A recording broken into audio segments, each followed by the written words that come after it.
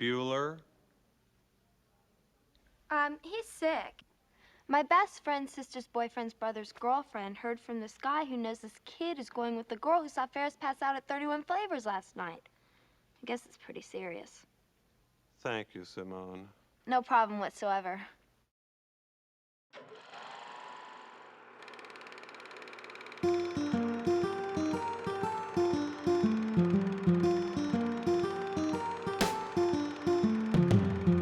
When we think of school, we often see it through the filter of our childhood reflection, painting a picture of youthful wonder,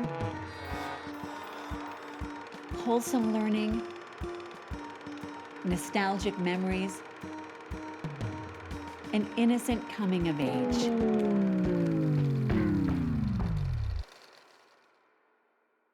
Unfortunately, this is not the reality of what is happening in schools today.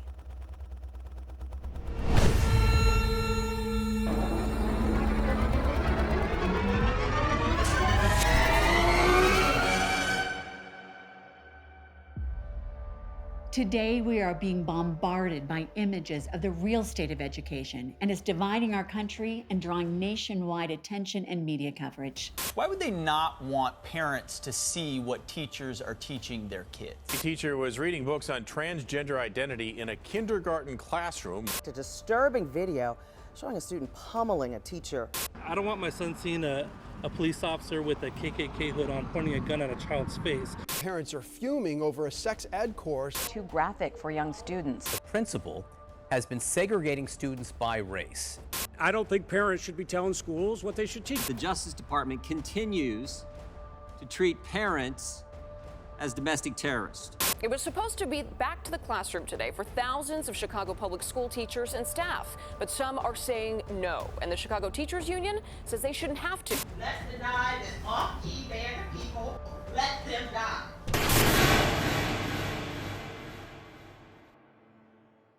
Public education has gone off the rails. In my opinion, the union has gone from caring about children to a very different agenda. Now it's about power and money and politics, and somehow the kids are getting lost in all of that. Once you get into this idea that it's really the government's job to educate children, you end up in a very, very dangerous place, and I don't see anything good coming out of that. Public education is the largest industry in America. It's where all the money is. It's why the union is there.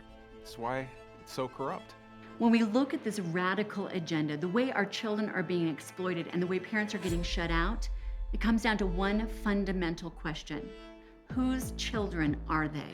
Whose children are they? Whose children are they? Whose children are they? ¿De quién son esos niños? Whose children are they? Whose children are they? Whose children are they?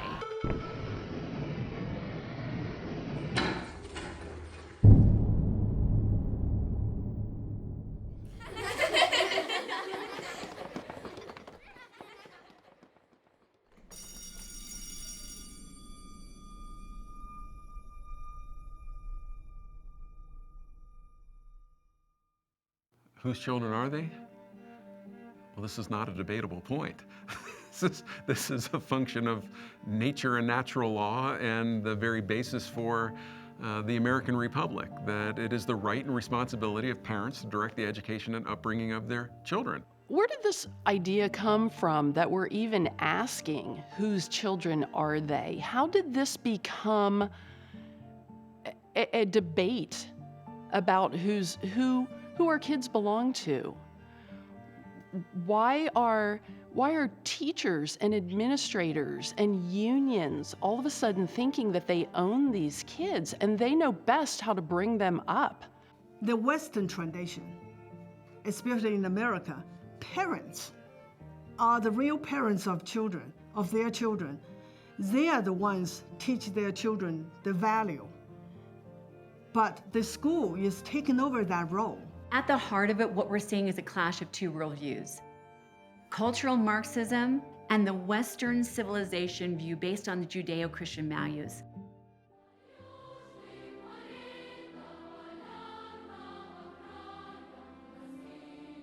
And the biggest contrast we're seeing is how children are viewed. In countries like the Soviet Union and East Germany, where I visited, children are seen as belonging to the state. And it's the state's right to teach them about everything, not just reading and writing arithmetic, but ultimate values, ultimate allegiance, and belief systems. Karl Marx was very clear on his view of who children belong to when he said, "The education of all children, from the moment that they can get along without a mother's care, shall be in state institutions." This is a struggle that's been going on for over a century. Whose children are they? Are they the responsibility of parents or the responsibility of the government? The nuclear family is a protective barrier over the minds of those children. And breaking down the nuclear family has been on the agenda literally since Karl Marx. And there's no better way to get access to the minds of children than through a so-called public school system. In China, we always taught the children are the successor of the communism. Our real parents are the party and Mao. One of the songs I was taught, and everyone sang, is 爹亲娘亲不如毛主席亲. It's translated as Mao is our real parent. I was born and raised in communist Cuba under Castro. They always tried to replace the parents in communist systems because one of their core tenets is that we need to be in charge of educating and preparing the younger generations. It's been 62 years and we're still fighting against it. So I was born in Romania under the communist regime of Nicolae Ceausescu. Communists target children in schools because, number one, they are the future. Number two, they are an easy target.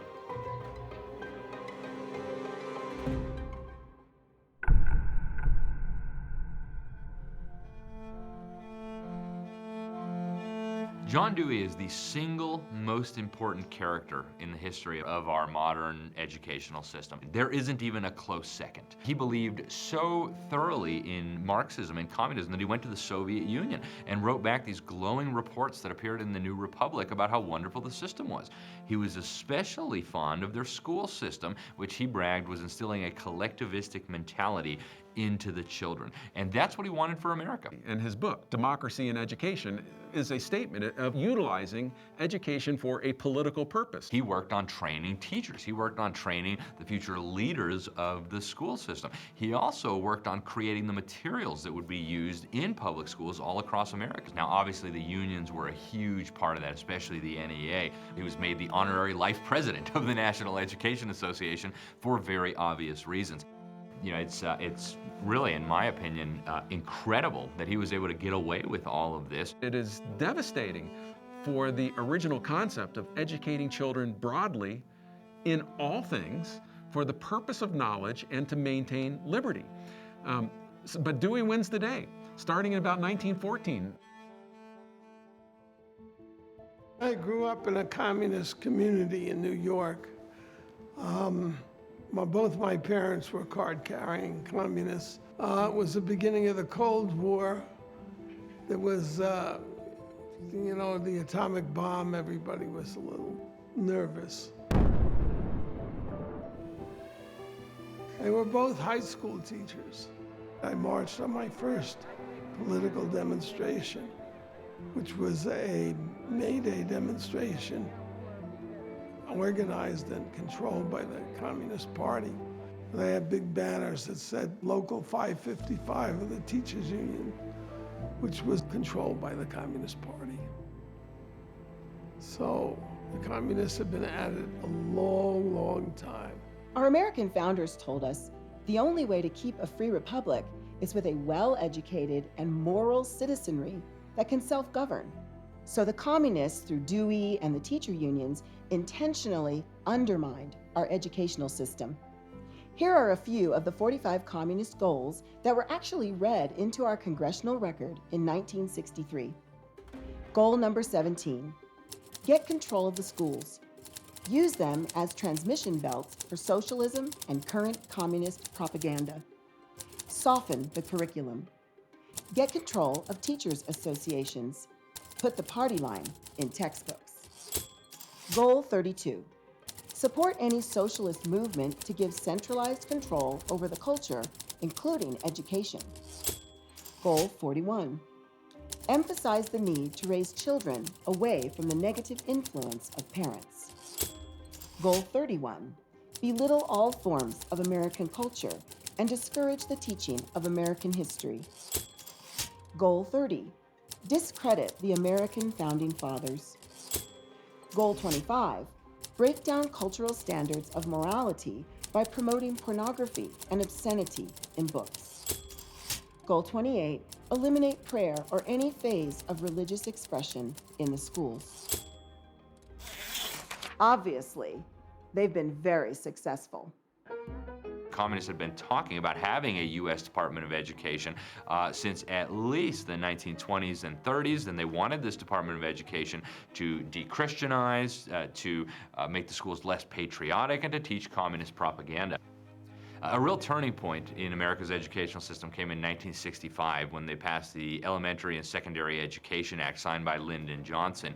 This is when the federal funding started flowing into the school system, and it didn't take long for the federal control to follow right behind it. It was like the camel's nose under the tent, and it was less than a generation later that under the leadership of Jimmy Carter, thanks to promises he made to the union, the NEA, that they came up with the Federal Department of Education. This is really a new phenomenon in the American experience, the idea that we would even have a U.S. Department of Education, but it actually lines up perfectly with communist goals. It's instructive to note that Ben Franklin, John Adams, Thomas Jefferson, who had great commentary influence on education systems, the thought never occurred to any of them to empower the federal government to have any role at all in the education of Americans.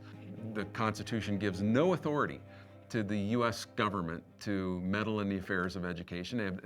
They have no power to do it from a constitutional standpoint.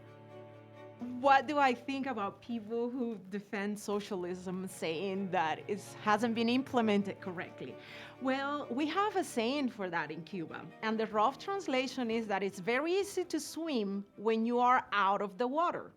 So to those people that say that, I'm like, it's very easy to defend socialism when you have never had to suffer the consequences on your own back. I just want to make this point. This is a very important point. I grew up in Mao's China. I spent my entire school years in Cultural Revolution. I know what communism is like. America, we won the Cold War, but America did not defeat communism.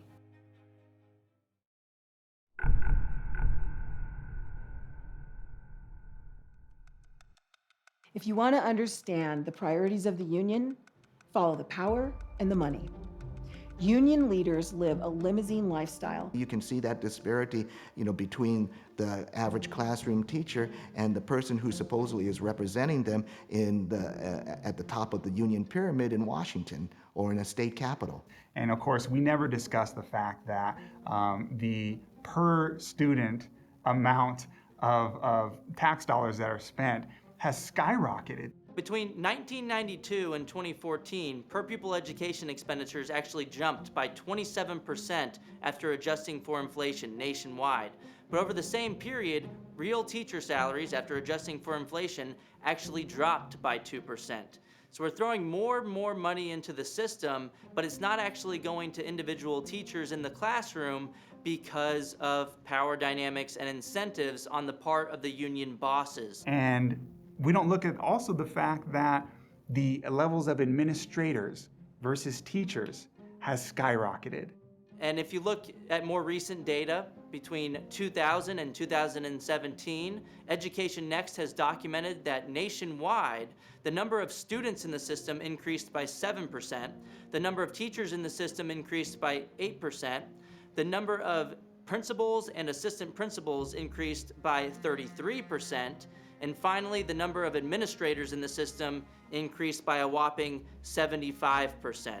In what other industry do you lose 6% of your customer base and then you throw more and more people into the system? it doesn't make any sense until you start to think about the logic and incentives of the teachers union bosses like Randy Weingarten, who make over $560,000 per year according to the latest data. They want to put more and more people into the buildings because that means more dues-paying members, more revenues for the union bosses, and then at the same time it means a larger voting bloc to push for their political nonsense into the classroom at the national level. A real turning point for me was at a teacher union conference. One brave teacher stood up and asked a question.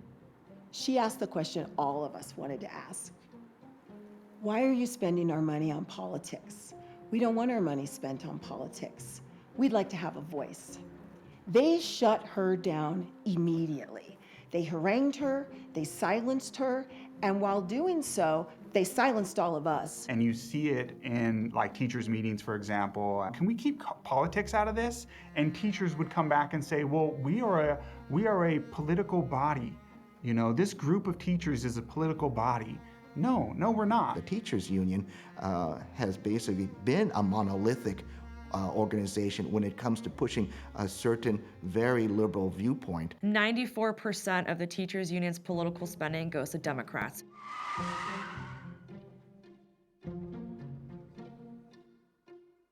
So if you don't think that what your children are going through is political, you're wrong, and I refuse to be part of that. For example, look at Randy Weingarten, who's the president of the American Federation of Teachers, one of the two major teachers unions in the country, and you look at her recent speech that she gave to the AFT. She basically lays out a political agenda, a very liberal social justice agenda. The clearest statement of the reason why teachers union exists, it comes from Albert Shanker, the then president of the American Federation of Teachers, who said, well, when children pay union dues, I'll represent children.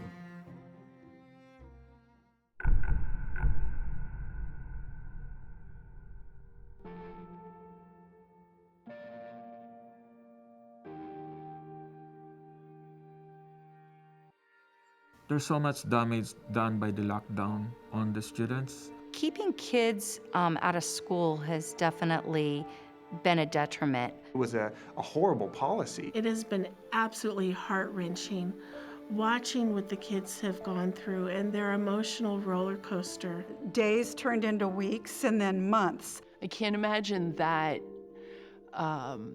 we would no longer have a band program because we're blowing air into the classroom. I can't imagine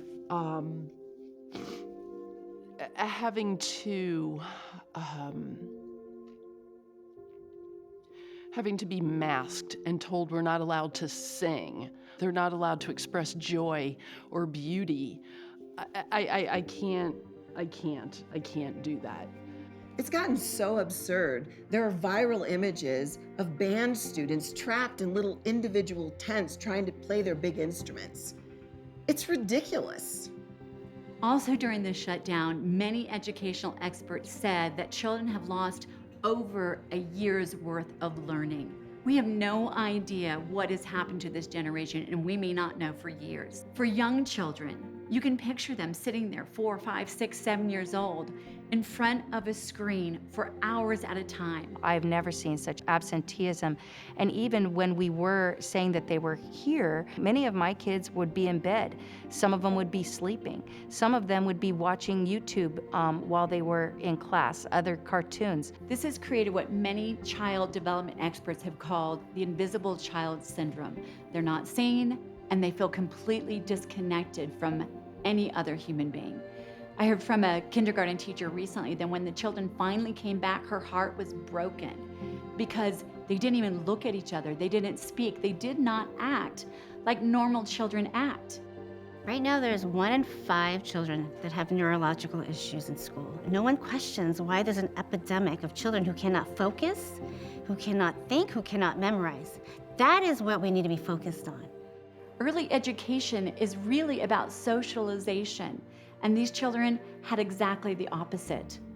The COVID shutdown basically affected me and my friends because we didn't have any social interaction whatsoever. And communicating from a screen is not like talking face to face. What was the real epidemic during the shutdown was never talked about.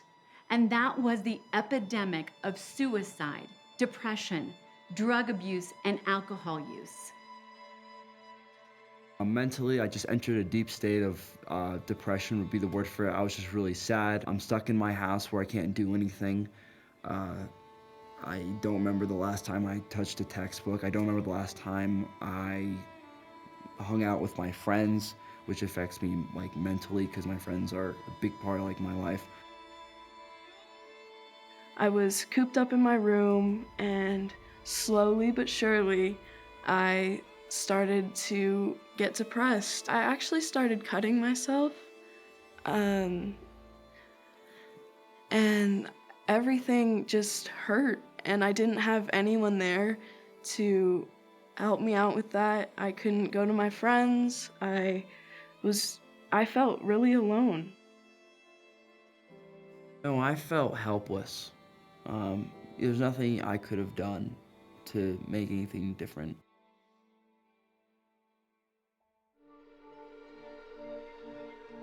Across America, suicide is the second leading cause of death amongst teenagers. And in our state, during COVID, it became the #1 leading cause of death. It doesn't actually surprise me that there's been more suicides, which is a really sad thought, because suicide shouldn't be a normal thing. It should be shocking and it should be horrible, but the fact is, shutting down makes people depressed and it makes people have those thoughts. I know I've had those thoughts.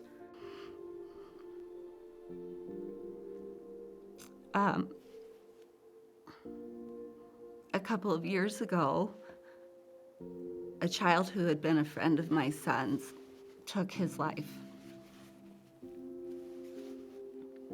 And then we lost another child in our community. And I got scared. And I wanted the kids to have a voice. The parents were all being asked, how are you doing? How are the lockdowns affecting you? Here's the hybrid learning schedule, whatever. But the kids weren't being asked how they were doing. Often when we hear these statistics, it can just be numbers and we can be numb to it. But let's put a face to this suicide epidemic. I recently heard of a story where a 12-year-old boy actually jumped from a rooftop to his death because he was so depressed during the shutdown. When the teachers and the principal decided to have a fun day for the students to help them cope with it, they had pizza. They were finally allowed to play games and sports together after a year of isolation. And the little boy came home and said, "Daddy, this was the best day ever. And I'm just so sad that my friend had to die so that we could have it." It's time for us to focus once again on the children. The union's agenda extends far beyond the schools. For example, teacher unions made backroom deals with the CDC to keep our schools closed and our kids masked. Why did the CDC agree? The CDC is also controlled by a government union. The teachers' union actually told the CDC that it needed to rewrite its policy so that they would delay children returning to school. The teachers union in Los Angeles issued a laundry list of demands as their conditions for going back to in-person education. And it feels like they don't care. They don't care about the kids with depression. They don't care about the kids with anxiety. They don't care that people have suffered and that it's made our grades horrible. It feels like they only care about themselves, and that hurts. I am very angry that the teachers union and the CDC have colluded to keep schools closed. This is an example of how miserably unions treat teachers. The Chicago Teachers Union went on strike again to keep schools closed in defiance of the very mayor they put into office. Good teachers didn't agree. Joseph O'Cool, who runs an after-school chess club to keep kids off the street, crossed their picket line in support of his students, and it made national news. In the previous strikes, I already made that decision because I joined the Chicago Public Schools as a teacher, first and foremost as a teacher. And my role, I believe my role, should be inside the classroom with my students. Should not be in the picket line. I did not join CPS to be a union member. First and foremost, to be a teacher. Look, COVID didn't break the government school system, it was already broken.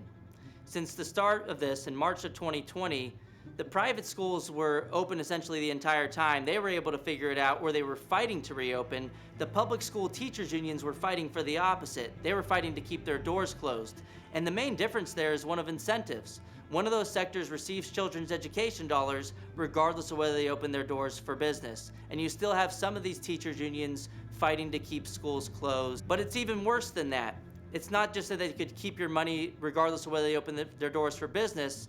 The problem is that the teachers unions understood that they could hold children's education hostage, essentially in perpetuity, to secure multi-billion-dollar ransom payments from the government. The teachers union does not speak for me. I'm not afraid to go back to school. I'm not afraid to go without a mask. I want to see my kids' faces. They need to see my face. We need to all be human together and just stop being fearful. You know, I hesitate to say that there was a silver lining to COVID, but if anything, it's that parents suddenly had this window into what their children were learning day in and day out. And parents were furious. We gotta go back. We gotta go back. And I was like, no. No. This is your time. Hang tight, sit back, watch from the comfort of your kitchen counter, from the comfort of your living room, what's actually being taught, right, to your kids. So I was like, don't rush it. This is your opportunity. Some places like Tennessee, they even asked parents to sign a form saying they would not monitor their students' curriculum. Why? What are they hiding? And I think the COVID silver lining is that America has woken up to it.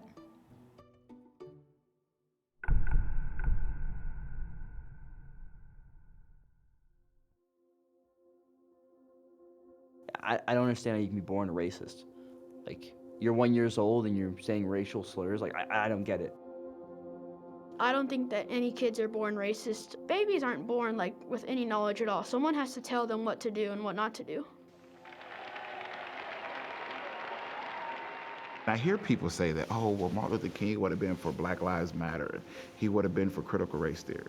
I can see so many ways that, you know, Martin Luther King would have a lot of issues with critical race theory. Many were living Dr. King's dream until the teacher unions started pushing this divisive agenda. The National Education Association adopted business items promoting critical race theory as reasonable and appropriate, and they oppose all attempts to ban it. I would compare critical race theory as the very antithesis of the civil rights movement. The civil rights movement was effective because it was based on righteousness. It was based on human rights. It was about treating people as equals. And there's this little thing called the Constitution that has an equal protection clause, and the equal protection clause of the Constitution protects all persons. So they created a system that's really based in Marxism, okay? It started out as a Marxist ideal where it's actually class, but because that didn't work in America, it eventually turned into a race thing. That just reminds me of the Cultural Revolution. Mao taught us the class struggle is everywhere. It is something we have to talk about yearly, monthly, and daily. Critical race theory has been around for a while. It's coming from the school boards. It is coming through the government incentivizing certain types of teaching. And the social emotional learning, educational equity, culturally sensitive teaching, and they have all sorts of ways to do it and say it, and it doesn't always come to you as, oh, critical race theory. When we learned that in our own school system they were trying to introduce something called educational equity, we began to look a little deeper, and the national media took notice. Well, what's going on right now, equity policy is the same as critical race theory. The reason why it's so damaging is because it divides students into groups. It's not the same as equality or equal opportunity, which every parent is for and what the civil rights movement was for. Equity basically says that there has to be an equal outcome, which only happens when you gerrymander a system to favor one group over another. They can call it whatever they want, but at the end of the day, what they are doing is creating an anti-American education system that teaches children to hate their country and to question everything that they do based on this concept of systemic racism, which is critical race theory applied. That's what the unions and the school education system is teaching your child with critical race theory. It is not about eliminating racism in any way. It is about letting you know that certain ways of thinking are approved and certain ways of thinking are not. We all know the Dr. King quote that has been shared, color of our skin versus the content of our character. He had a dream. This is a nightmare. It is a nightmare for our children, and it needs to end now. It trains white children to see themselves as oppressors. They're also supposed to walk around with an endless, relentless guilt. For children of color, they're taught that they're victims and that they are in a system and born into a system to which they can't overcome. Picture this. They're telling beautiful young children who could just grow up to be friends that if one happens to have less melanin in their skin, they're an oppressor with inherent bias, prejudged and shamed. That argument itself is racist. And anyone who makes that argument that all minorities are victims and all white people are oppressors, that is a white supremacy argument that ought to be rejected. I think that's child abuse. It's just robbing them of their innocence, and you're not letting them have a childhood. I've had a good friend since I was 3 or 5 years old who's black, and now critical race theory is trying to divide us and saying that we should naturally hate each other because we have different skin colors, and that just lights a fire into my butt, and that's why I want to put a stop to critical race theory so that a lot of friendships can be saved and that we can just all get along.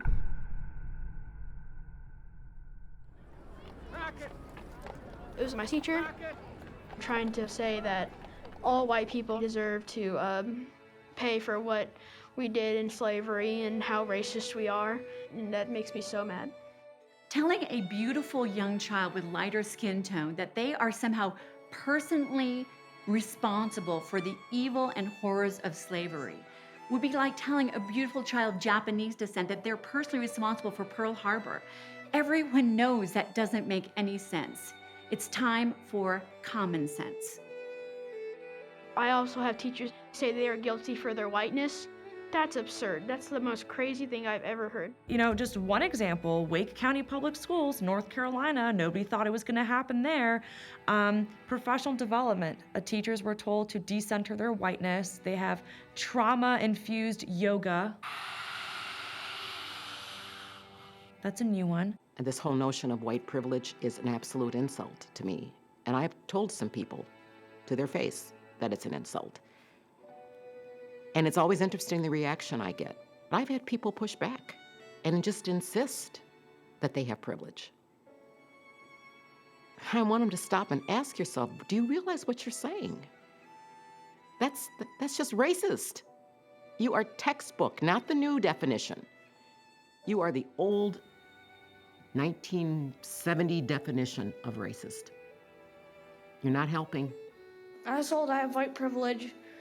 How can a child born in an abusive drug and alcohol abuse home who lost her entire biological family that has experienced all forms of abuse and neglect be privileged? If you found a child at 15 months in a home with holes in the floor eating cat poop, would you consider them privileged? Just asking, because when I was told that, I was so upset I cried myself to sleep. We have to stop the stereotypes and bitterness towards groups because it gets us nowhere but divided. No, ma'am, I don't think I have white privilege. The only privilege I have is getting to be in America. Just the absolute disingenuousness, and then claiming at the end of the day that all the problems in our schools stem from systemic racism. How dare you? You are blaming something that is an abstract concept while totally, absolutely letting yourselves off the hook. No, racism isn't worse today than it was back then. Of course not. No. America is not systemically racist. There are racist people. They come in all shades of melanin. That's a sin of the heart. There's nothing we can do to legislate that away.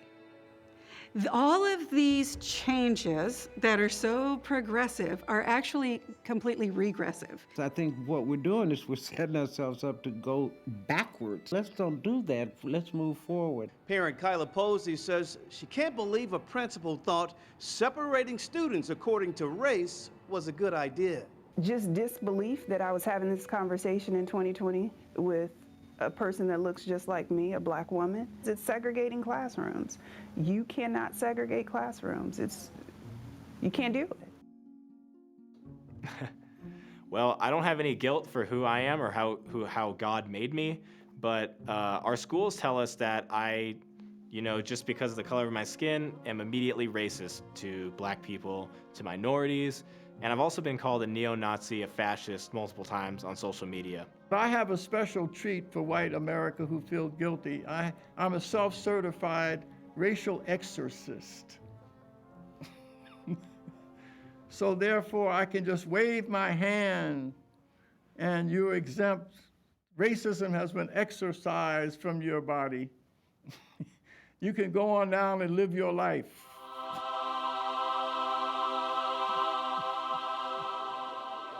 I'm sure you feel better. A story out of Nevada shows just how fundamentally wrong CRT really is. A student was told that he had to confess his white guilt. The catch? He was biracial and his mother is black. When he refused to comply, they threatened to fail him. If you're biracial, you should denounce the white part of your being as oppressive and embrace the black side that is a victim. I mean, it's really getting down to the point of just idiocy. I was told, no, you're not far enough on the journey. You need to examine in your heart further, that if you look closer, you'll uncover some biases. And then I just didn't know how to respond. My kids are minorities. I'm married to a minority. My children are biracial, so what am I to tell them to be oppressed or you are the oppressor? How can I? Our family is a mixed race family. I am married to a white man. We have these two beautiful children who are now adults, and we have a grandchild who has one black grandparent. He adores his grandfather, and he adores his other grandparents. And I don't know what it would do to his mind to have people telling him those white grandparents are mean, evil, racist people, and your black grandmother, who, despite the fact that she's a successful lawyer and appears to be happy, is really an oppressed victim. Racism is racism. And you cannot use racism to eradicate racism. Critical race theory really is racism in reverse. That idea that we all should be colorblind is not a racist concept. And those students have every right to think that way. You can't take that away, and no one else should be taking that away from them. That's not how kids act or think at all. Kids look at someone and judge them by their character. I feel like the world could have a lot more friendships if people didn't just treat someone differently because of the color of their skin. We just got to know them and see if they're a nice person or not. A viral father-daughter TikTok video perfectly showed the true nature of children. They don't see color. They just want to be friends. Daddy teaches you can be anything in this world that you want to be, right? Don't Daddy teach you that? Yeah, and it doesn't matter if you're black or white or any color. Doesn't matter if you're black, white, brown, yellow. right? Black. And how we treat people is based on who they are and not what color they are. And if they're nice and smart. See, this is how children think right here.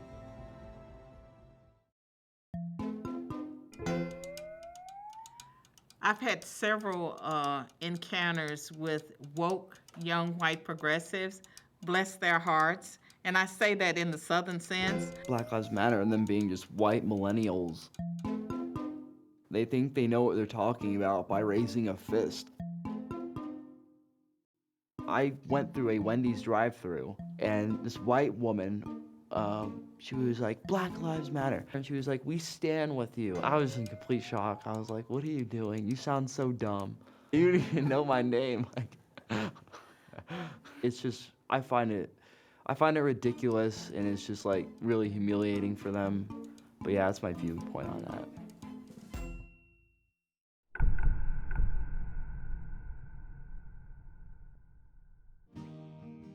When I was a girl growing up in Arkansas, if I got in trouble in school, I get in trouble with the teacher, I get in trouble with my aunt who lived next door, I get in trouble with my neighbor down the street before I got to my mom and dad. At the church, the pastor would preach about it Sunday.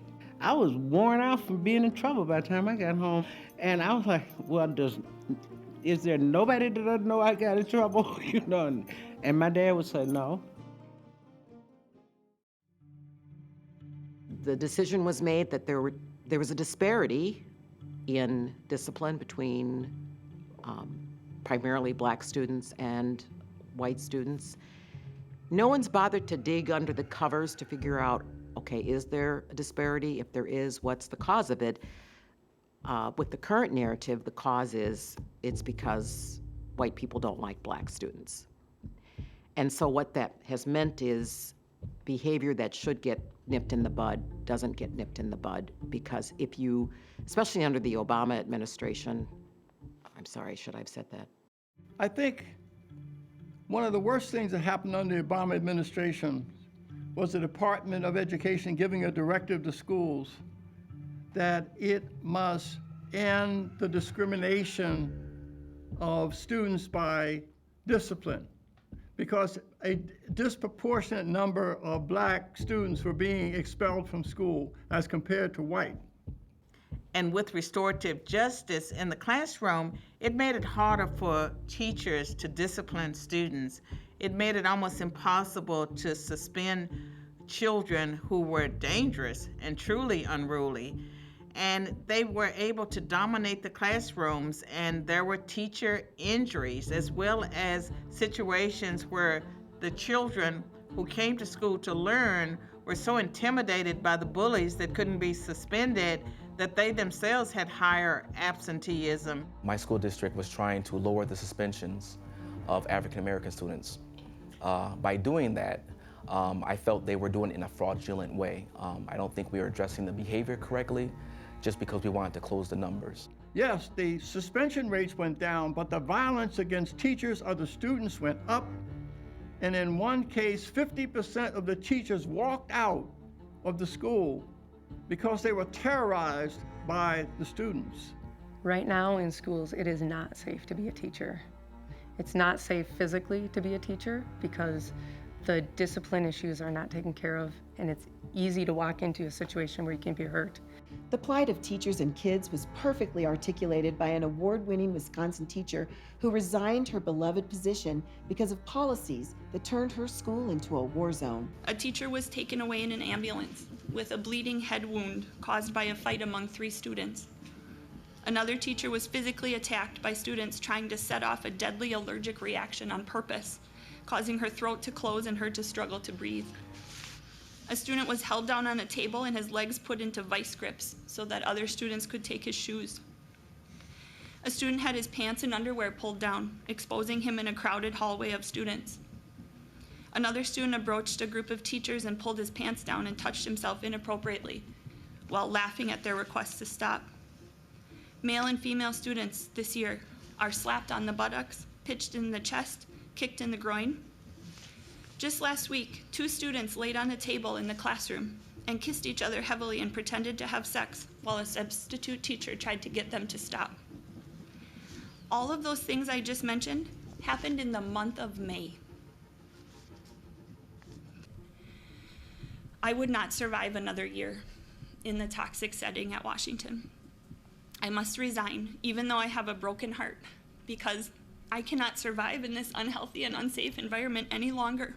When you take discipline issues and you remove the process of intervening and changing the behaviors of students, you don't get better behaved students, you get chaos. I've got a student in my class and he attempted to strangle another student. And I actually had to physically intervene. And then this was handled administratively, not as a crime, because the viewpoint is that kids don't commit crimes. At the highest levels, they're proactively promoting policies that undercut their teachers' authority and that put them in danger. If we don't fix these policies, we're going to allow a segment of our population to do whatever they want in school, and they're not going to be held accountable. Like every parent that ever had a child murdered, in probably anywhere in life, everyone thinks that it can't happen to them. It's every parent's worst nightmare, and we all remember seeing the images on the news of friends and classmates mourning Meadow's death. It's an M for Meadow. M for Meadow. My daughter would want everyone to know what happened to her and why it happened. The killer couldn't have been more clear about who he was and what he wanted to do. Today is the day. You're all going to die. They knew that his nickname was Crazy Boy. He was the one that was going to shoot the school up, but they didn't arrest him. Every step of the way, he telegraphed that to the people around him in the school, and every single time, they made the obviously morally wrong decision about him. There were so many failures, and I wanted the world to know what happened.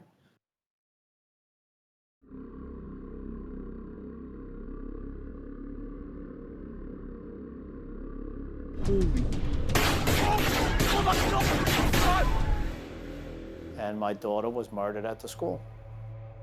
This was the most preventable mass murder in American history. And it happened for a reason. It happened because of policies that started in Parkland, but have spread to your kid's school. There was a running joke in STEM that the administrators just did not care about STEM. There were signs and people knew that there were troubled individuals and that this might take place. To kind of set the stage, it was our last period, our last class of the day, and we were watching The Princess Bride in class. Devin steps into the door frame, pulls the pistol out and says, "Nobody effing move." Kendrick shot out of his seat, threw the shooter up against the whiteboard. And then you see muzzle flashes and you hear gunfire. In less than 30 seconds, it was done. 16 shots were fired, students wounded. The other one came in, forcing people to the ground. Kendrick jumped up and ran and pinned him against the wall, was shot fatally.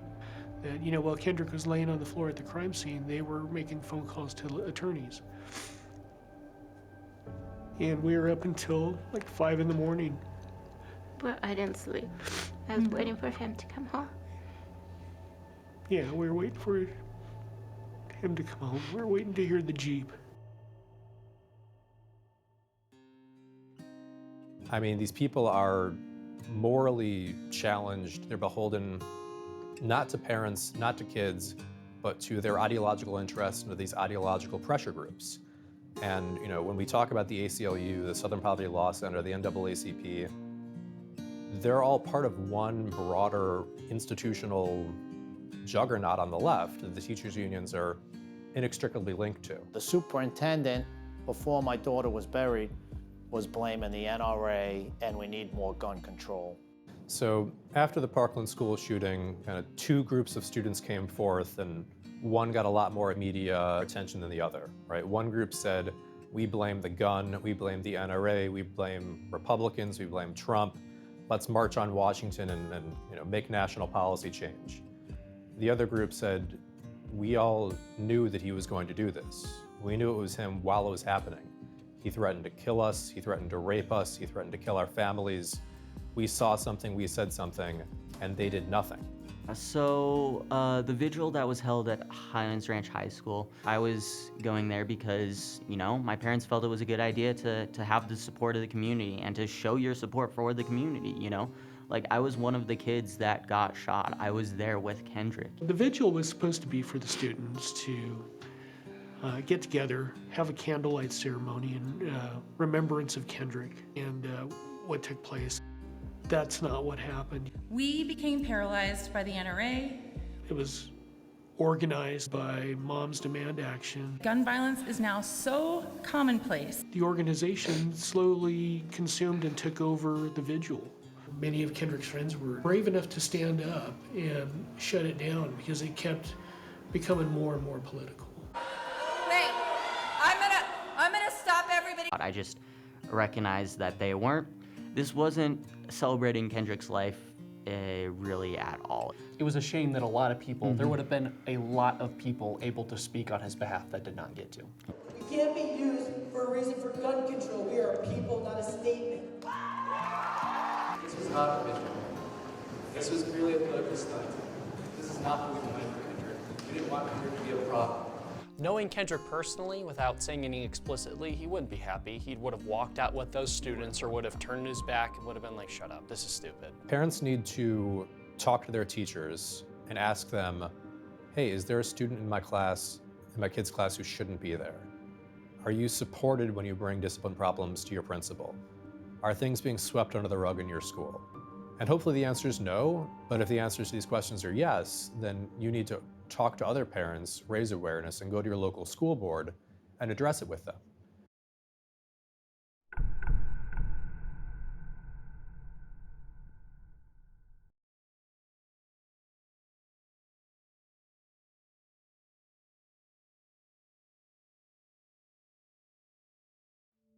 They're teaching these kids X-rated sex acts. They teach about anal sex, they teach about oral sex, on putting their child's mouth on somebody's anus. We teach the children how to wash their hands after they use the restroom, and they're teaching our children how to put their mouth on their anus. I think that the overall goal is to desensitize children to all of these sexual ideas, all this sexual content, and give them the feeling that everything's okay, everything goes. And it has been effective. This is about grooming our kids, not educating them on biology. I took a parenting safety class around preventing sexual abuse of children, and we know that these are grooming conversations, teaching a child what is pleasurable to an adult. It's okay to be touched here and there. They could be molested by a sexual predator and think it's okay. Well, the material that we're teaching is not age appropriate, certainly not for 11 and 12-year-olds. One of the games that stands out the most for me, because it horrified me that little kids would be singled out and put in front of the entire class. Each player would have an index card held over their head, and let's say the term was masturbation.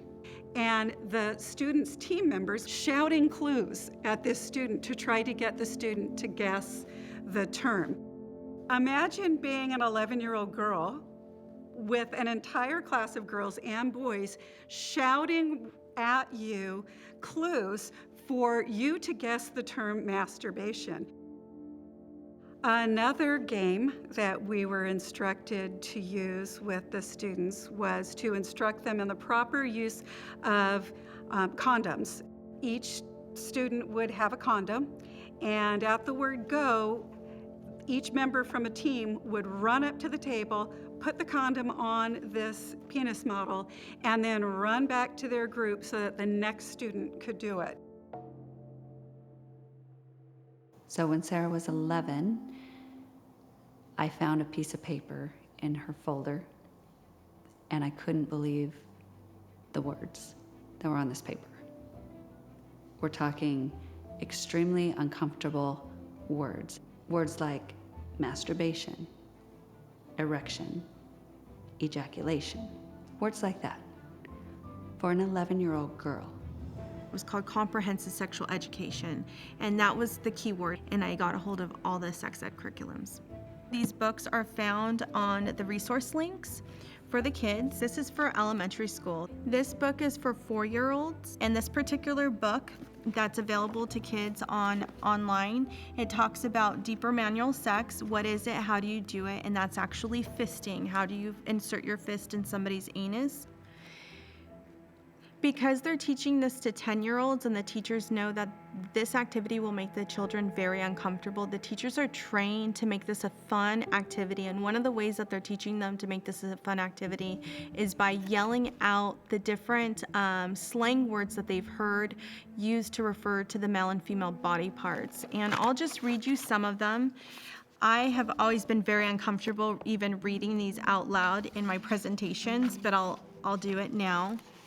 For the male, cock, dick, prick, schlong, wee-wee, wanger, meat, pisser, tool, frankenfurk, thing, pecker, dinky, peony, balls, nuts, eggs, rocks, jewels, cubes, seeds, stones, hangers, bangers, things, cajones.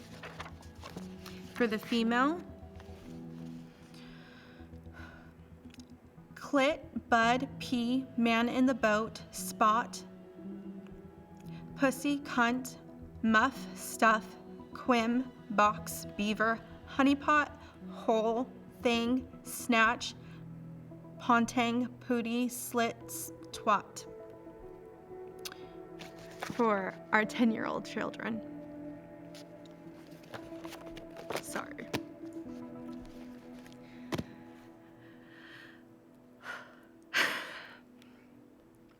I mean, they're even telling kids to experiment with different sexes, like in 7th and 8th grade. I know of a student that had a science teacher, and the science teacher told that student, hey, why don't you try different, you're still discovering your sexuality, why don't you try having sex with different genders? You can choose your gender. Do you like trucks? To a little girl? Well, you might be a boy. Have you ever thought about what it would be like to be a boy? Is that child pondering the thought of being the opposite gender? I think so. I think it's happening to our kids because we see an explosion of children experimenting with their sexuality. It teaches boys how to masturbate. Even in this book, it teaches how to masturbate each other, 2 boys together. It shows how to measure each other's penises. I mean, it goes on and on. I came from the porn industry. I came from the grooming, the sex trafficking, the exploitation.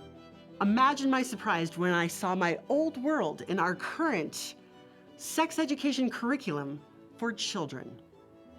Healthy Teen Network is an organization that actually gets funded by the CDC, and they help train sex educators for public education. Many of our districts are working with Healthy Teen Network for training opportunities. During COVID, the Healthy Teen Network provided resources for schools and teachers to use online.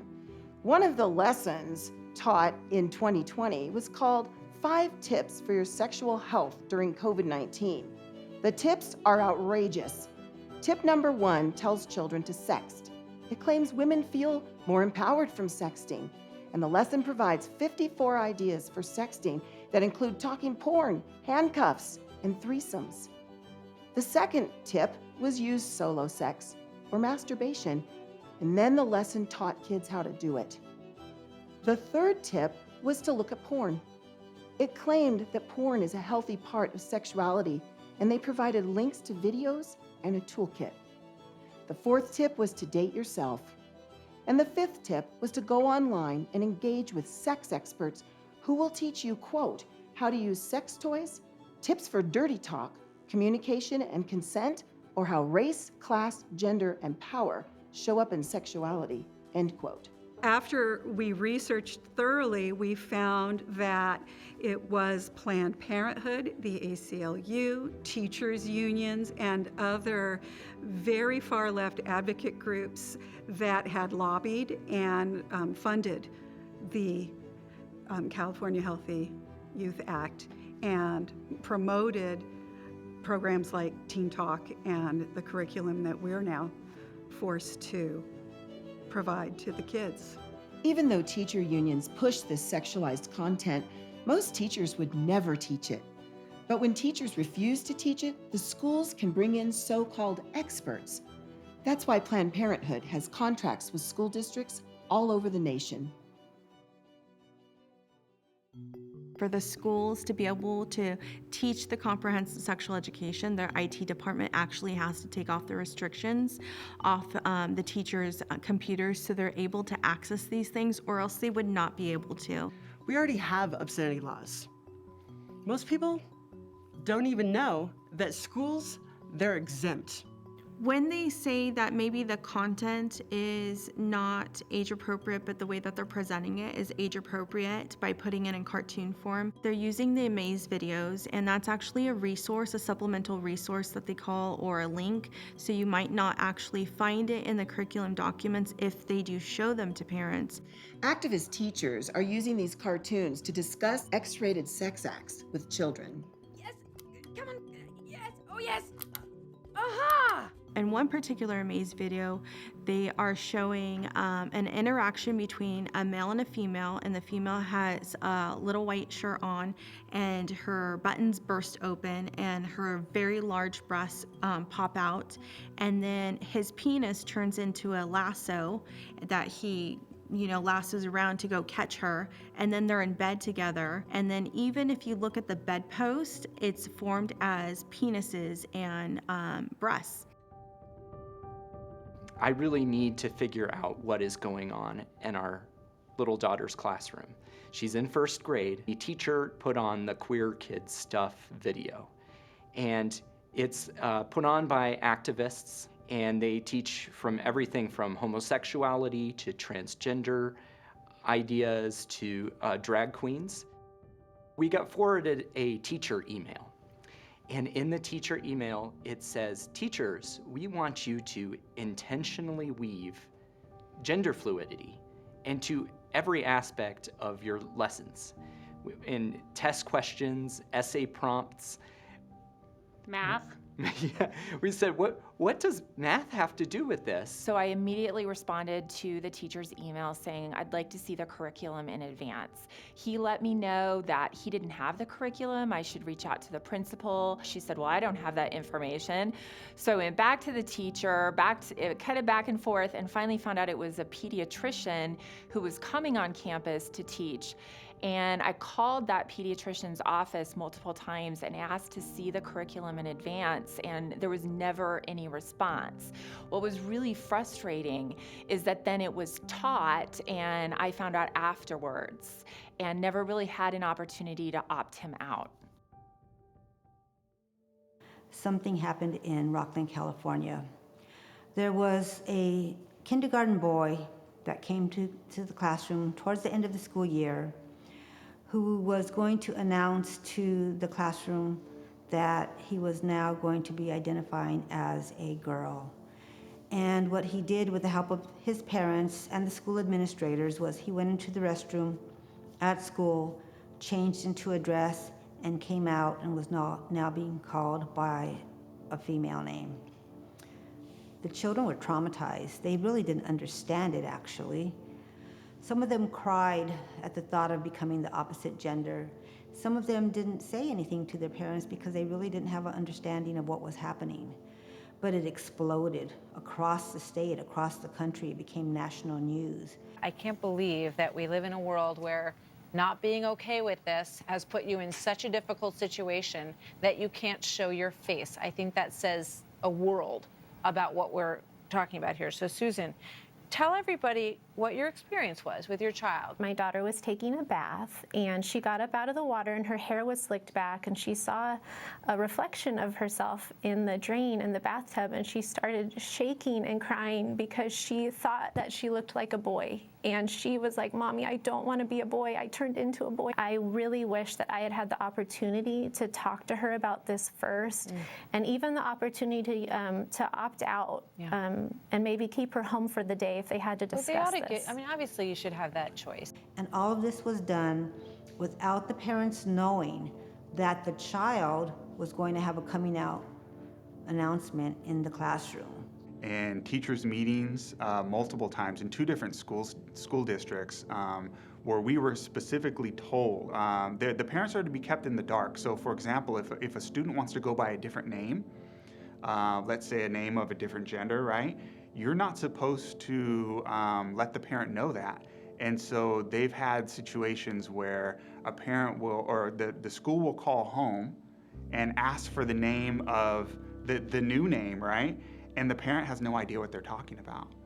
And it's, I don't know, who are you talking? And they'll use the other pronouns and they have no idea. And we are told, don't tell the parent. I feel mad. This shouldn't be happening. I don't know why they think it's okay to do this without parents' knowledge. I have had gay and lesbian parents and extremely liberal parents reach out to me in emails saying our family has been devastated.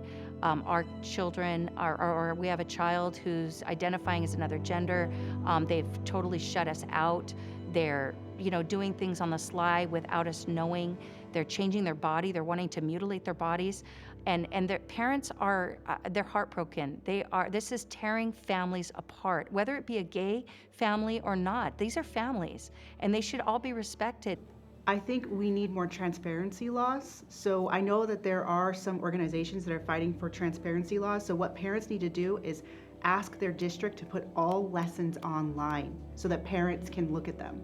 All curriculum, everything your teacher is teaching your child should be able to be online. I started Parents United America a couple of years ago because right here in Colorado, they shoved through the comprehensive sex ed on the very last day of the legislature, despite hundreds of parents showing up to make their voices heard. When I testified in front of legislatures in Colorado about the sex ed bill, I was really disappointed. They did not listen. So after that, I helped write and introduce a bill called Sex Ed Transparency. They didn't send it to the Health Committee. They didn't send it to the Education Committee. They sent it to the Veteran and Military Affairs Committee. Why? Because it's commonly known as the Kill Committee, where they send bills that they don't want to see the light of day and they don't want people to know anything about.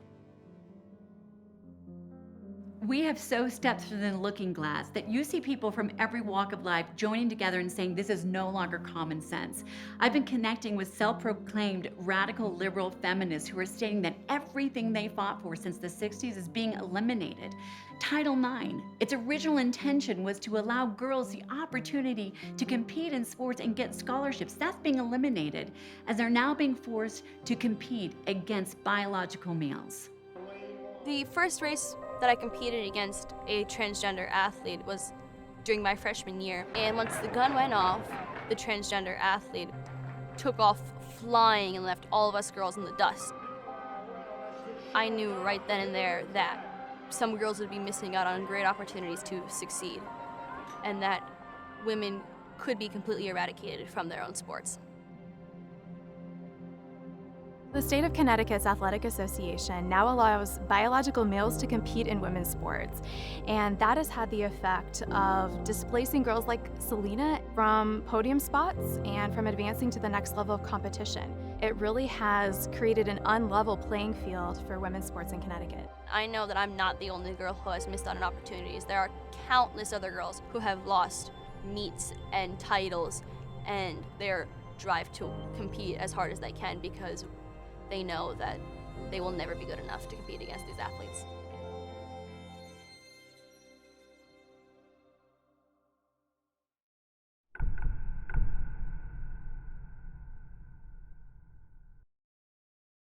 You're not so far out of the system, but what are teachers being taught today as far as their worldview and what's being pushed on them in the training? Oh, I'm glad you asked. What's been pushed on teachers is the indoctrination. The school system wants to indoctrinate us teachers first before we indoctrinate your kids.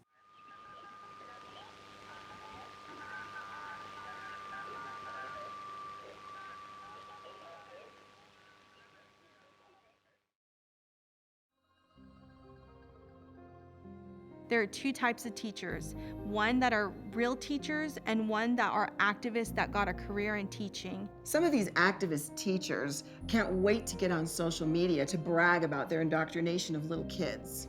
Okay, so during third period, we have announcements and they do the Pledge of Allegiance. Except for the fact that my room does not have a flag. It used to be there, but I took it down during COVID because it made me uncomfortable. In the meantime, I tell this kid, we do have a flag in the class that you can pledge your allegiance to. And he like looks around and he goes, oh, that one? There's a big difference between your child's second grade teacher and the people that are running the machine, running the system. Schools are starting to teach children what to think, not how to think. And that to me is a marked distinction from what it used to be. A healthy learning environment requires individuals to wrestle with uncomfortable ideas. It's not about indoctrinating people with the right answers to all the questions. This indoctrination and social engineering is getting woven into every subject: math, English, science, even music. I teach music, and somehow even music has become political. Even music has become a platform for debate. So one of my professional development sessions, my group was discussing whether or not we should teach the Star Spangled Banner. They were having a debate about it. And their consensus, their argument was, well, a lot of our kids are immigrants and they just, it's not going to really strike a chord with them and it's going to make them feel uncomfortable. I don't want to lower the standards in my classroom for identity politics. So I will not teach about composers because of their skin color or their sexual orientation. I will teach my students about the great ones, and it doesn't matter who they slept with or what their skin color was. You would think that in teaching physics, you would want to teach the greats. You would want to teach Einstein, Galileo, Newton, and look at their discoveries and how it's changed the world. No, you should teach about these ancient scientists, such as Imhotep, which I was like, I don't know who that is. Well, it turns out this was an ancient Egyptian, but the good news, the idea that was held through, is that this was a minority person. Didn't even teach physics, as I do, doesn't pertain to the information, but again, changing the whole content just so that science can teach racial identity. If people don't like the values upon which this country was founded, if we don't have a common thread that holds us together, a common story, a common history, then it's a lot easier to break things up, to fragment things, and to come up with a whole new system. We have organizations like Antifa, where you have young people who are willing to burn down police stations, who are willing to destroy people's businesses. The media is full of images of the chaos in our streets. You have to ask, why are they doing that? It's because of the indoctrination that they've received in their education. It seems like some of the public schools are just trying to create activists. This is not a conspiracy theory. This is all out in the open. They are training your children to be political activists. In fact, Project Veritas recently got a teacher on camera admitting this very point, that the indoctrination is unfortunately working. I have 180 days to turn them into revolutionaries. How do you do that? How do you scare the out of them? I have an Antifa flag on my wall. The shift has focused from making sure kids know how to read and write to now making sure kids are activists for the left. They're being used to push a political agenda. Most of these children are very young, many of them as young as kindergarten age, 5 years old. I would say that's like the #1 goal in our public schools in California, is to turn our students into brainwashed activists. The pernicious thing about so many of these programs is that they sound really great. They have wonderful names hiding the real agenda. For instance, No Place for Hate. This is being taught to 1.4 million children across the country, and their parents have no idea the real agenda. I'm going to quote it because this is from the Educator's Handbook. The real goal is to assist educators to teach through a lens of diversity, bias, and social justice and affect systemic change. This program highly encourages schools to move beyond kindness to social justice. Under the category 10 Ways Youth Can Engage in Activism, they coach teachers to do the following exercises.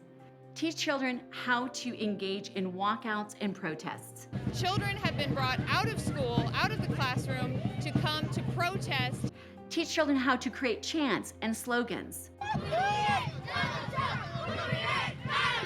It's like they've already got coached on all of the leftist chants. I just think it's crazy that these kids are chanting no hate, and they're saying that I hate Donald Trump. I'm supportive of my daughter, and this is what she learned in school, so. They even encourage children to report each other. Children being taught to report on one another, their teachers, and their parents. The kids get praised if they repeat what the teacher has said, and extra praised if they're putting someone who has spoken out into their place. It has nothing to do with teaching our children and everything to do with indoctrination. Abraham Lincoln said that the philosophy taught in the schoolroom will become the philosophy in politics in the next generation. And it only takes one generation of students to go down the wrong path for us to lose them. We all know this. Once they're old enough, they don't have to question the government. When they're old enough, they don't have to question anything at all. Oh, you're gonna be shut down for the rest of the year? Okay. Oh, you have to cover your face for the rest of the year because we told you so, even though you don't need to because you're perfectly healthy? Okay. So this is why everything that's happening in the school system is happening. It's all connected. There is a reason why Generation Z, these kids, are becoming further and further left. When I hear about teachers and the agenda to dumb down their curriculum, particularly for children of color and Black children very specifically, that to me is so disturbing. The literacy rates in communities of color, particularly for Black children, is atrocious. I've been asked that I should teach kids based on the color of their skin, that I should look at them as a group, and that this group of students should be treated different than another. And it's just so unfair that all students have an equal opportunity to become the best person that they can be. It's really sad because you have to think about this. We're in a low-income community. Poverty level is sky high, and these kids really want to learn. We have these union teachers that feel that they have the right to tell an entire class of mostly Hispanic children to look at themselves in the mirror, that they are worthless. I will never allow anybody to ingrain that idea into my children's minds, because that's not what I came to this country for. The goal of education is to educate. Less than 1/3 of America's school children are proficient in anything. It was clear that the idea was to destroy the level of education we were getting because we were not filling the mold of having kids that were underperforming. You had minority kids that were overperforming and excelling, and that was what had to be destroyed. The very job of schools they're failing at, and that is academics. We're seeing plummeting test scores. America used to be #1 across the world, and now amongst industrialized nations, we're falling to 18th in math and 13th in reading. That's unacceptable. Just look at the data that we're seeing. We're seeing children more dumbed down than they've ever been. And that's not a political issue, right? Democrats and Republicans, libertarians and Greens, they all want their children to be able to read and to write and do math. States like Oregon have eliminated all standards for graduation. Now they're graduating young people who can't even read or write. Democratic Oregon Governor Kate Brown facing backlash for pushing racial equality over getting a quality education after she quietly signed a new bill that gets rid of math, reading, and writing requirements in order for high school students to graduate. The governor's office says it will help students of color, but she is being accused of dumbing down schools to appease far left liberals. So, Dana, I think this is a tragedy for everybody. Because you're lowering the standards rather than thinking kids could rise to the challenge. To me, it's child abuse. And as a taxpayer, I'm mad because the return on investment is not good enough. In the name of equity, many schools are ending advanced placement and honors classes. That's a real shame. We should be empowering all students to achieve their highest potential. Here in Loudoun County, they're going to do away with the advanced diploma, because when you look at advanced diploma stats, Black students, Hispanic students are less represented. So they'll just eliminate them. What does that do for the students that want to get an advanced diploma, regardless of their skin color, right? So you've got minority students that want an advanced diploma can no longer get it. You just took the choice away from them and disenfranchised them, and they wanted to work hard and accomplish that goal. The district decided to no longer focus on academics as much as social emotional learning, which is basically inserting a lot of leftist teachings. Well, they told us that at the very beginning. They told us, you know, we're academics and school, this is not important. Parents are not very aware of social emotional learning or mindfulness. In some schools, they'll have mindfulness assemblies. So all of this goes together with trying to control and socially condition a child to think the way the group thinks. I believe that public schools today are starting to teach children that America is not really a good place, and they're teaching children only the negative aspects instead of the good ones as well. One of the most interesting things I'm finding today is that because of the new approach to race, that minority scholars are not being held to the same standards as others, and people are being touted and elevated, given platforms that they don't deserve. And Nicole Hannah-Jones comes to mind. She is the New York Times journalist that really created the 1619 Project. The 1619 Project is being used to rewrite history, and some school districts are receiving funding to teach it. Now, Columbia Public Schools agreed to be part of Pulitzer Center's 1619 Project. Teams of teachers will get $5,000 grants to develop sample lesson plans based on the historical and journalistic materials provided by the project. 1619 is a false document. I mean, it's pseudo-history.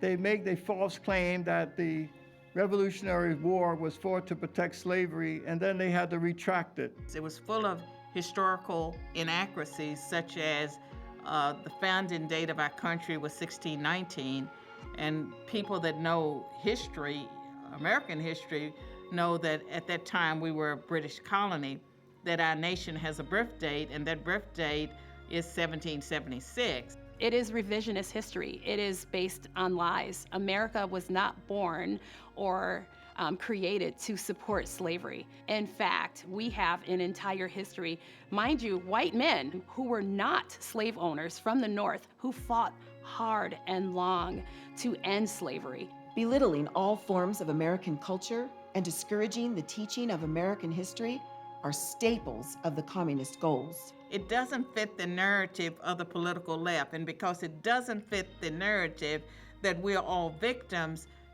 those stories are not allowed to be told and heard. They need to be told and heard now by all of our children. That there is no such thing as utopian history.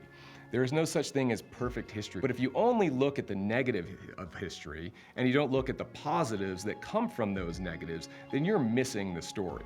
So when people say that if you're opposed to critical race theory, you don't want to teach history, that's a straw man argument. It is completely ridiculous. I would say, if you erase history, how will we learn or evolve from our mistakes? And so that requires a deep background and knowledge of history, when we can learn our best lessons by the failures or the triumphs of previous generations or different civilizations. Throughout all of the changes in policy that are happening in our schools right now, it's very evident to me that the end goal is a dumbing down of our students, that at the end of their high school career, they'll know much less than any of us knew when we graduated. And that is nothing to celebrate. In fact, it's inexcusable. We all want children to succeed, and a good education, not indoctrination, is the key.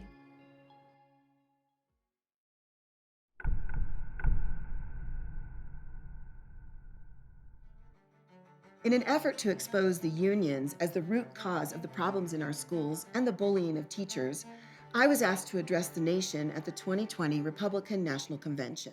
I'm here to give voice to America's great teachers, because our voices have been silenced for decades by unions who claim to represent us.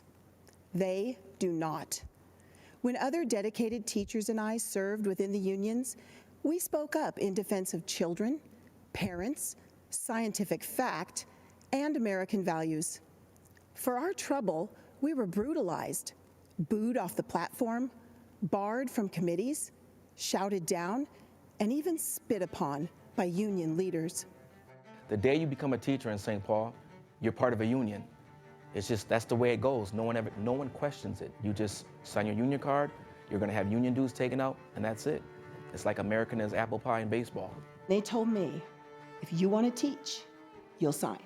We were forced to join the union. We didn't have a choice. We had to be a part of the union. So as the years went by, the dues got greater and greater, but the salaries didn't.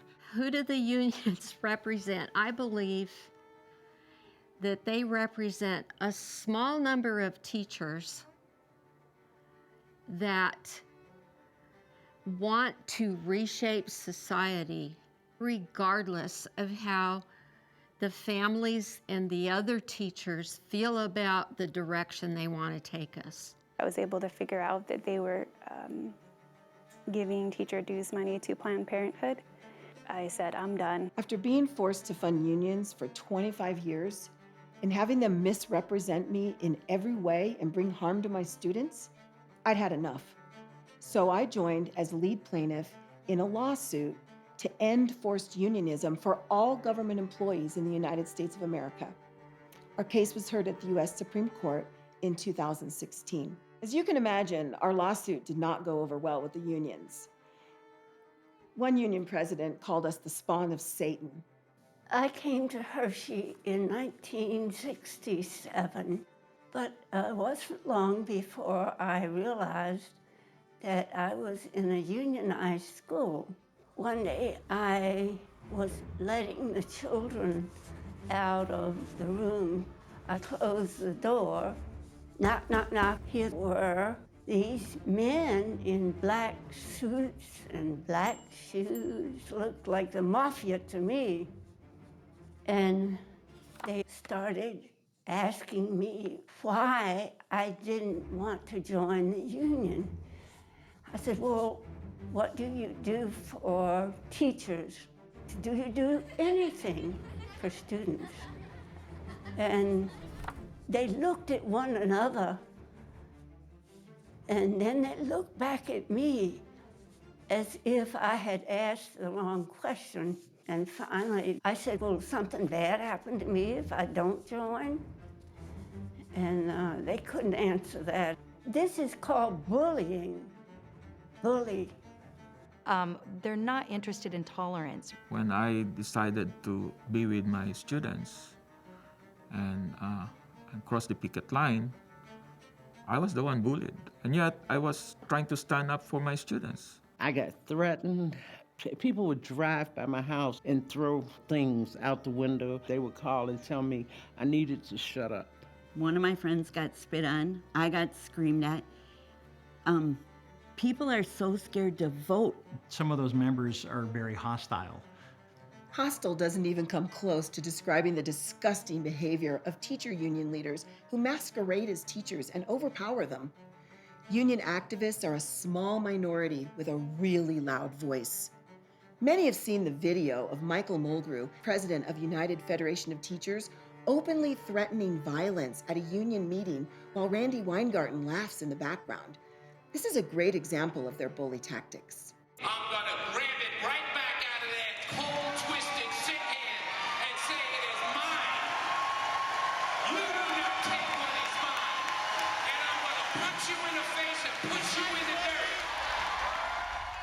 It's scary to think that these big organizations can destroy your livelihood.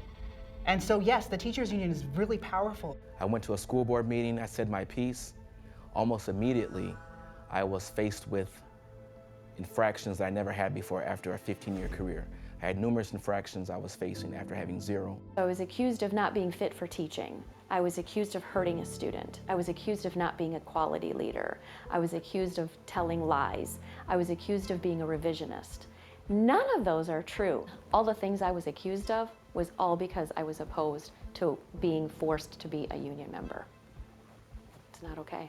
If a teacher stands up to oppose these changes, to oppose the new policies, the changes in curriculum, the bad discipline policies, you'll be ostracized. You'll be attacked by your fellow teachers. Really, the union looks at you and they make your life very uncomfortable. And so we want to make sure that teachers know that you do have another option. And we have tons of positive options. We started For Kids and Country to expose union abuses, give voice to good teachers, and to reconnect teachers and parents so they can restore our schools. Unions have purposely divided us and are the money and muscle behind the nightmares in our schools, including the elections of corrupt school board members. If we can help teachers to exit the unions and adopt each teacher we know, we can restore our schools overnight. The Teachers Union and the ACLU came up with a document called the Safe School Coalition. In this document, it literally said that parents are barriers. They told educators that parents are dissenters. Well, the reality is we're not dissenters, we're the parents. Their whole goal is to intimidate, to silence the opposition, to try and win through these means. We have made a decision and a recommendation to recess this meeting, and I'll turn it back to President Greenberg. I didn't come up with this term. I've got a good friend who came up with that term, and because they are so fancy and most of them are rich and they live in big houses, big fancy houses, they're probably sipping on Chardonnay all the time. So he put those two together and said, they're Chardonnay Antifa, and that one stuck. So Chardonnay Antifa was a term that came out of this Facebook group in the aftermath.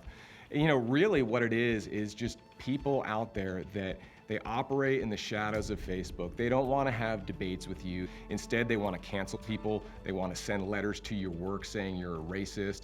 They want to publicly expose you. They want to call everybody. Everybody's a racist or a fascist or a sexist. For people that are supposedly for diversity, equity, and inclusion, they are the most intolerant, hateful group of individuals that I've ever seen. There was a Facebook group with a teacher. I might be able to, let me see if I can find it. There was a teacher that posted on a Facebook group, "I'm so tired of hearing about special needs kids. They'll be fine.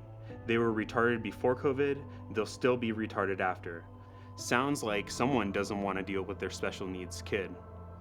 Sorry you got pregnant and had a retarded kid. Your problem, not mine. And yes, I'm a teacher." Who can say stuff like this and still have a job afterwards? Taking care of kids. People can call your kid retarded. It's completely not okay.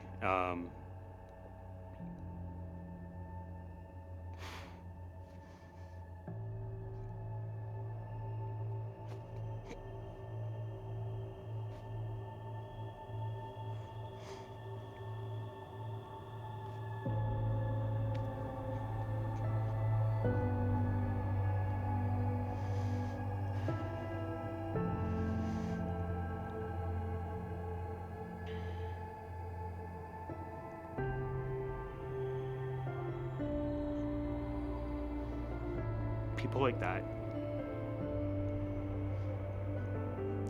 they don't, it's not, if you ask me, man, the fact that there's people that protecting people that act like that, you know, I don't know.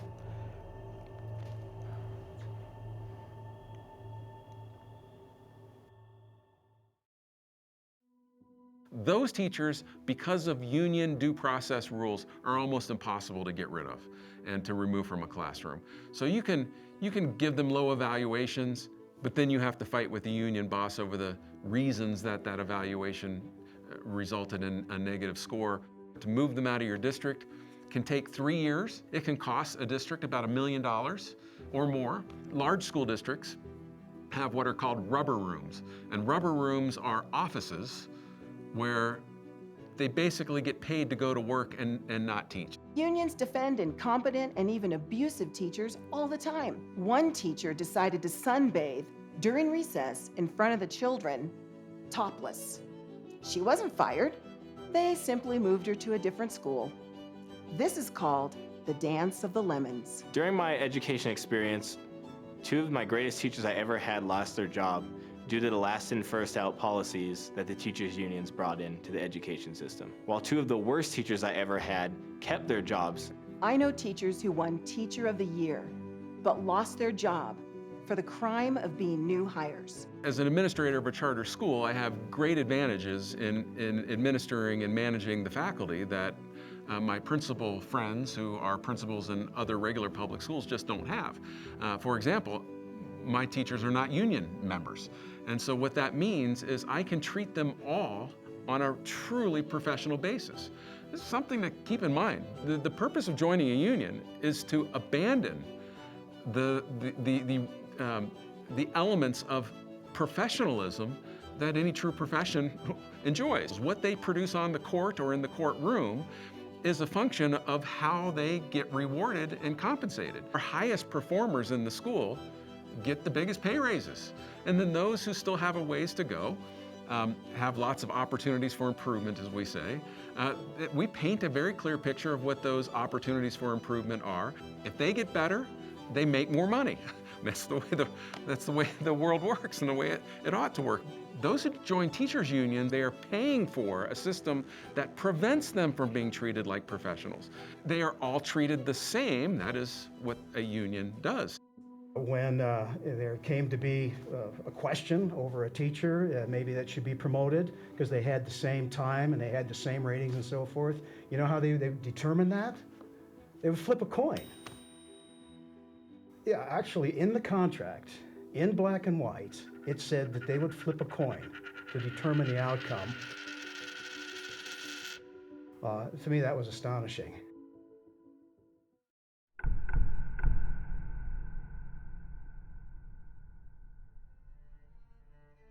Choice in education is so important because parents are looking for something a little different for their children. With charter schools, with home schools, with private schools, with other schools, so that the union-controlled government schools are not their only options. The reality is school choice can benefit families and teachers at the same time. I've been in this business for a long time and trying to promote school choice in ways that empowers families to find, seek, and drive the greatest educational quality for their kids. And at every level where I've been involved in this battle, in this fight, and it has been at every level for me, there's really only one impetus for the opposition, and it is teachers' unions throughout the country. In our experience, the union-controlled school boards have been hostile to us opening a charter school and to charter schools in general, because when a charter school is opened in a community, it gives the parent a choice to pull their child out of that neighborhood school or that district-run school. And when that happens, the money that is funded, the money that follows that child will come to the charter school. And that upsets the power structure of the union. Our school, Gompers Prep Academy, was a failing school. Before it became a public, non-union charter, it was a failing school. It was drug-ridden, gang violence, everything you can think of. Gompers back in the day was very bad. Like, it was literally a war zone. SWAT team would have to come onto campus. Teachers would lock themselves inside the classrooms during lunchtime because there was too many fights. There needed to be change, and the change that needed was we needed the union out and the district to back off. The families, the parents got together, community, and fought for it to be a public charter free of unions. And for the last 16 years, our school has been successful. Students have been going to college on full ride scholarships through UCSD, other colleges, and the school has taken off from there. And now, since 2018, the union came back, and the vibe of the school, I would say, has changed for the worse. It's just horrible. Ever since the union was organized behind everybody's back. I don't really understand the reason why they wanted to stop our community to be educated on the high level. You're on a great pathway because you had this opportunity, but where do you think you would be if you were in the school when it was run by the union? To be honest, I think I would be a statistic. I probably would, not have graduated. I would be in the streets. To be honest, that's a tough question. I don't know where I would be. Parents tend to be pretty demanding customers of government when it comes to their own kids, and so the expectations for quality tend to be higher in a charter school. And in my experience, the people who work in them and teach in them rise to that occasion in a superior way over and above the role of the traditional neighborhood school, which, if you think about it, is a government-owned, unionized, bureaucratized monopoly. And if parents are willing and able to oversee the education of their children, they shouldn't have to pay a huge amount of money to this system that has clearly failed. And I think my personal experience is really an excellent example of that. I have 5 children, and I homeschool them, and they get a world-class education. It's infinitely superior to what passes for an education in the public school system, and yet I spend more money through my property taxes miseducating and indoctrinating other people's children in the public school system than I spend on my own children's education. There's something really wrong with that. There's something really unfair and really un-American about that. So I think we need to get back to the idea of parents should be in charge, and we should not be forced to fund a system, especially when we're not using it. Some people also argue that school choice will destroy the public schools, but it doesn't do that. It actually does the opposite. Public schools up their game in response to competition. So school choice is a rising tide that lifts all boats, that benefits the students that have additional opportunities, but it obviously also benefits the students who remain in the public schools because of competitive pressures. Everyone wants the very best education for their children so that they can have their brightest future possible. When you take school choice away and you force a family to put a child into a school system that fails them and doesn't achieve, you are forcing that child to grow up in a failed, rigged system. The issues that I was having at that school was the school system itself was failing our kids, my kids. Kelly Williams-Bollar's effort to try to give her daughters a better life has landed her behind bars. Bollar lives in a poor section of Akron, Ohio, and she sent her daughters to a highly ranked school in her father's neighboring district. She says she lived part-time with her father, and she did it to keep her daughters safe. I received an indictment. My father received an indictment. It said, Kelly Williams-Bollar versus Ohio. So I'm like, what did I do? This case shows how far a mother will go to give her children a better life. They sentenced me to jail because I wanted a better education for my daughters.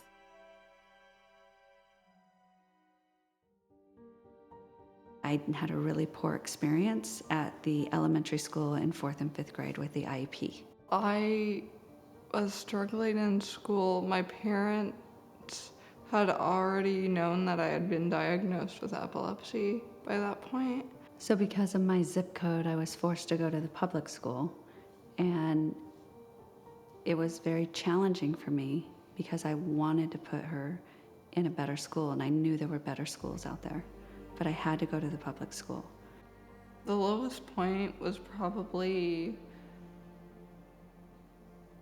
I think, when my mom finally started catching on to what was happening with me in school.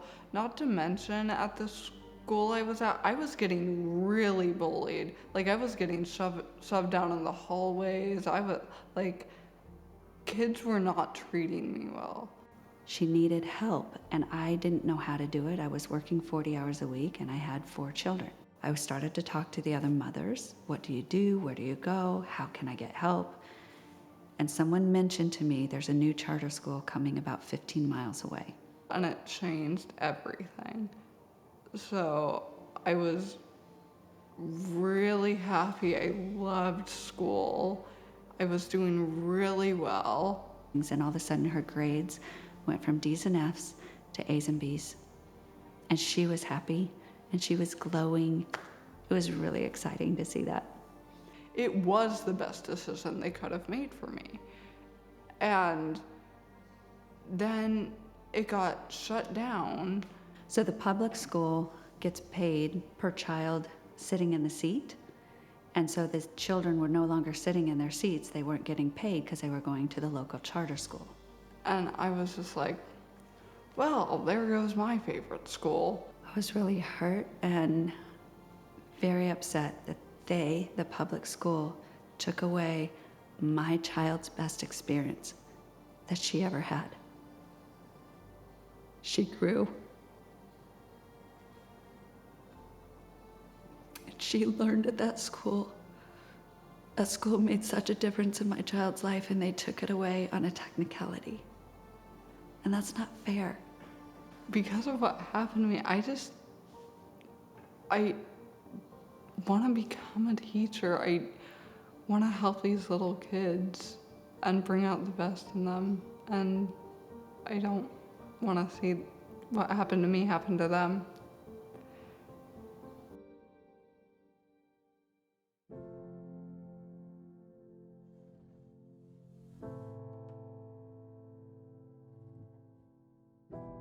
I was looking for my child to be educated. I looked at the product they were producing for individuals with special needs, and it was not a product that I wanted.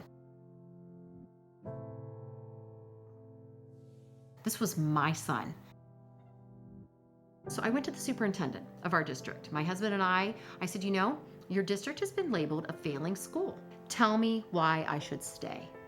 And his comment, he looked me square in the eye and he said, you know, Mrs. Myers, I think you might want to take your children elsewhere. And I just felt numb. And I thought, they don't want to educate my child. They would have preferred for him to just become somebody that sits on the sofa and is not a productive member of society. And to me, I'm like, every child deserves the opportunity, whether it's my child, the neighbor's child. And if it's uncomfortable, then it's uncomfortable, because anything in life worth getting requires a little bit of effort. And my husband walked out and he wanted me to just throw in the towel at that point. He's like, we could do this on our own. I said, no, I think we need to push a little bit. Now, sometimes I look back and think, wow, I wish I'd have been a little more self-centered and just walked away. But as I look forward to what happened after that, the lives that were changed as a result of fighting those efforts, I realized that it was worthwhile. The school choice about helped me my dreams come true, and I with my friends and my girlfriend for I was able to fit in for best I can be. Oh, great. It's okay. Sorry, I had my tears in my eyes. I am a part of a friends and family. We need to get away from this idea that it's the government's responsibility to educate children. I do think massive tax cuts are a big part of the solution, putting power back in the hands of parents, but also a paradigm shift. We need to get away from this idea that it's the government's responsibility to educate children.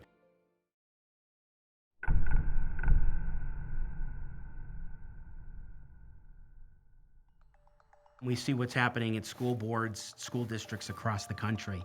What we're finding is that we've got a tone-deaf set of so-called leaders across the country when it comes to education, who are not listening to parents, who are not listening to the cries of students, who clearly care more about political things and making statements and virtue signaling than in actually focusing on the quality of education for their students.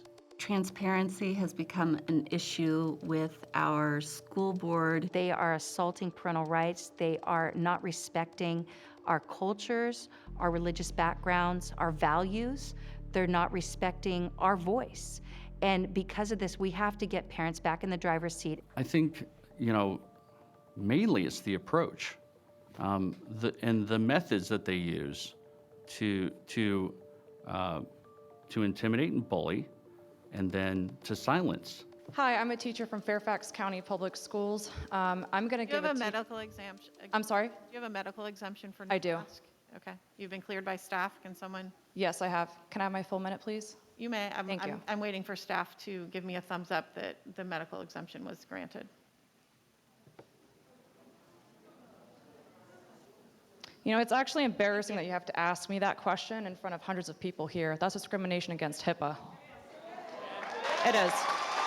I can't ask you if you're gay. I can't ask you if you have herpes. You can't ask me about my medical exemption. I can't ask you if you're pregnant. You can't ask me that question. Would you like your minute now? I would love my minute, yes. They shut down the last school board meeting because somebody got a rousing round of applause for their speech. Applause is expression. The ongoing attempt to silence and control parents reached the point of absurdity as Douglas County once again made the national news as they attempted to outlaw clapping. At the center of this is Douglas County, Colorado, where in an effort to make things safer, they're trying to ban clapping. Audience, again, I'm sorry, McKinley. That 5-year-old girl. McKinley, if I could just have you stop again. Audience, this is the second time I've had to pause. I've clearly stated the expectations. We cannot comment. It makes it an unsafe environment for someone who has a different perspective. And I know that they have all their rules, whatnot, but the rules don't override the First Amendment. And I said, here's your assignment. For the members of Chardonnay and Tifa, here is your assignment with a copy of the First Amendment attached. I'm going to lead this here, and I hope you learned something. Felt good to be able to say that because they haven't honored it. They do need to do an assignment on the First Amendment. We, the parents who make up the vast majority of this community, all we get to do is vote and then go to a school board meeting and speak for a minute if we're lucky before they shut us down. The citizens of this county deserve better. And if you're not willing to do it, Can you please cover your nose with your mask? you're all vaccinated. What the freak? I will tell you the way that I've been treated and the way that the school board members treat other parents is that we are these horrible people. It's a really toxic environment right now. We are vocal because we are our children's biggest advocates. Your time's up.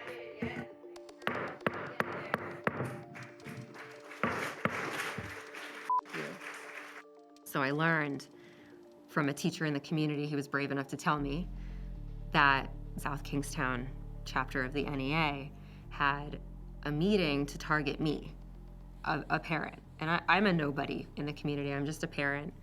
You told me to submit public record requests to answer my questions. I did what you told me. And now you're holding a public meeting to discuss suing me for doing what you told me to do. After my school had this meeting to target me, the teacher union then ended up targeting me as well. After the attempts to shut Nicole down, she did what many parents have realized they need to do, which is go to the media to get the message out. They think that their teachers will be harassed, and of course no one wants anyone to be harassed, certainly not in the way the NEA has harassed me with frivolous litigation. The attempt to bully parents into silence reached a fever pitch when Joe Biden weaponized the DOJ and the FBI to target parents, going as far as calling them domestic terrorists. Well, you know what? The National School Boards Association should probably change their name. We should probably call them the Regional School Boards Association at this point, because 19 state-level school boards association have already decided to pull their membership or their funding from the National School Boards Association because of this ridiculous rhetoric, essentially implying that some parents should be labeled as domestic terrorists for simply voicing their opinions at school board meetings. Every day, we just have to wonder how far will the government go to try to suppress the voices of parents at school board meetings who have legitimate concerns about their children's education. This is about choice. It's about honoring parents. It's not just critical race theory. It's not just our SROs and defunding the police, and it's not just students and lockdowns and masks. It all falls under one umbrella. It all is part of a tree. And we need to focus on the root of the problem. The root of these problems is the unions, who collect billions of dollars from unsuspecting teachers to promote and fund policies that infect the branches of our educational tree. Our schools and our republic can be restored if we root out these corrupt unions. That's why it's so vital that we stand with teachers and give them the courage to break free from unions through a mass union exit. In 2022, there's already 30 states now that have introduced legislation to fund students as opposed to systems. People are nervous about going to school board meetings, calling for advice. What do I say? How do I do this? But they do it. And a lot of times they do a great job, and then they end up going viral and being national news. It's very exciting to see thousands of parents now waking up and realizing that they have a right to be the ultimate authority in their children's life. Parents can win this battle in the long run, but they have to keep up the energy, they have to keep up the fight. Parents are on the right side of history here.